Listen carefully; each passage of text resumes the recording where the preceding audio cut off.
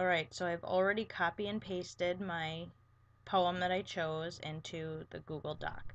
Next thing you're going to do is read through it a couple of times, get to understand the language of the poem, and then you're going to start going through. So I'm just going to give you a couple of examples.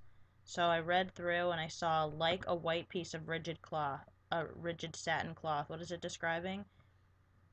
It's describing the spider holding up the moth like a piece of rigid cloth. So I'm going to right click, click comment, and then explain what it is. It's a simile because it's because of the use of like. What does this mean? I want to ask myself. What is he describing?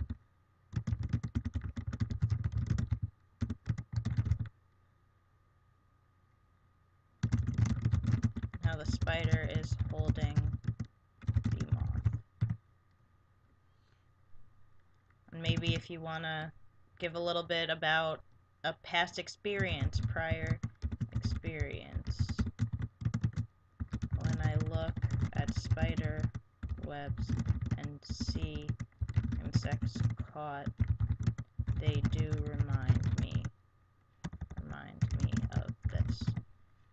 Perfect. So then we'd go through assorted characters of death and blight. So assorted characters of death and blight, they're not actually death and blight.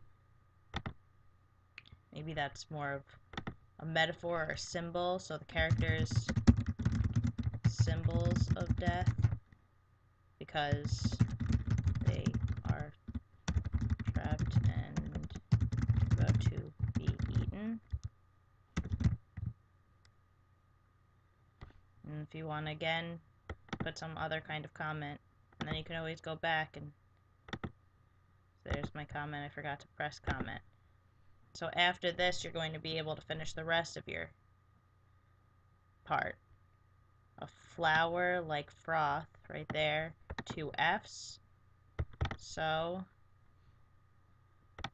2 F's equals alliteration.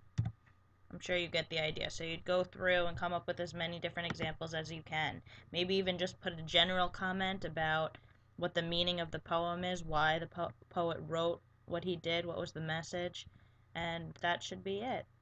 Then go back to the page and look at part 2.